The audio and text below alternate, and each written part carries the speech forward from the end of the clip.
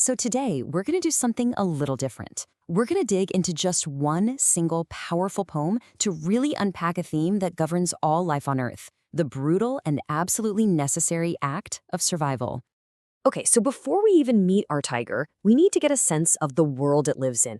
And this quote, wow, it just hits you, right? Billions, every single day. This one line immediately grounds the story we're about to hear, not in some fantasy, but in the constant, real-world drama of the natural world. When we see a predator hunting, it's so easy to just label it as, aggressive or cruel. But this poem, it asks us to look way deeper than that.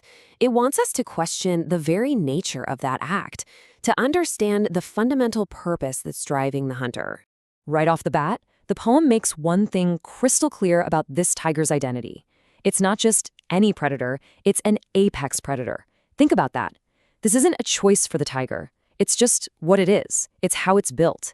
Every muscle is designed for speed and power, and its whole life has been one long lesson in the art of the hunt.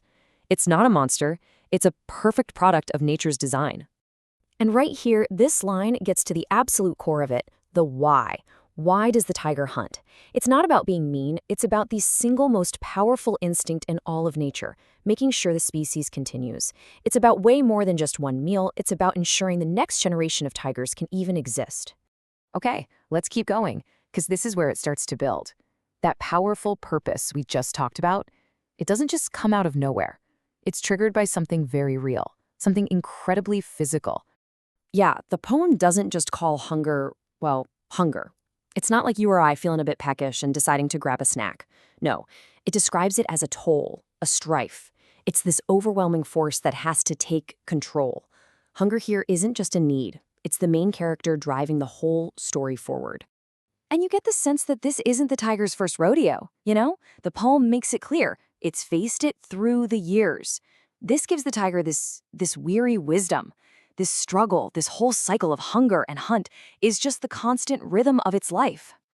So, okay, we have this overwhelming force, hunger, building up. What happens next? What does that actually do to the tiger? Well, it goes through this massive psychological shift. Just try to picture this for a second. Any sense of peace the tiger had, any moment of just resting, it's gone, shattered. The poem says it loses all its peace. That's it. That's the switch flipping inside its head.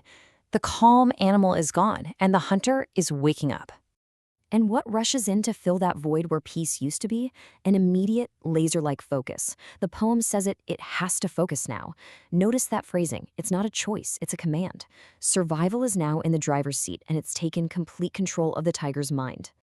And this right here, this is where it all leads. Every single sense, every muscle, every thought is now pointed at one single thing, the hunt. One purpose, one alone. It's like the entire world just melts away, and all that's left is the hunter and its target. Pure, primal clarity. Okay, now get ready for this, because what the poem does next is just brilliant. Right when the tiger is at its absolute peak intensity, the camera, so to speak, just pivots. And the contrast, well, it's absolutely chilling. Just look at this side by side. It says it all, doesn't it? On one side, you've got the hunter, totally locked in with its one purpose. It's detecting signals. Every part of it is alive and focused. And then you look at the hunted. It's described as fancy-free, completely oblivious. The poem even says it's blind and deaf and dumb to what's coming. Wow. That creates such an incredible, powerful tension, knowing one animal is all focus and the other has absolutely no clue of its dark destiny. And all that tension brings us right here, to the climax, the chase. But the way the poem frames this final, violent moment, it's not really about an ending. It's about a crucial piece of a much bigger puzzle. The poem almost slows down time, breaking down the chaos into these 4 unstoppable steps. First, the chase begins. Then the tiger speeds up, this explosion of pure power. It gets closer, the gap just vanishes. And then, just like that, it's over. Hunger ends at once. That driving force, that strife that started this whole thing, it's gone. Satisfied. And this is really the big idea the poem leaves us with. Yeah, the prey's life is over. But in the grand scheme of things, it wasn't just wasted.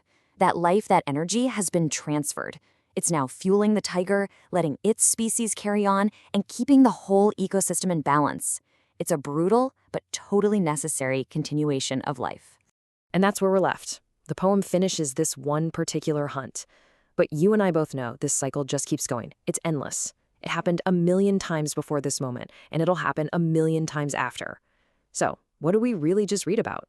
Is it a story about death?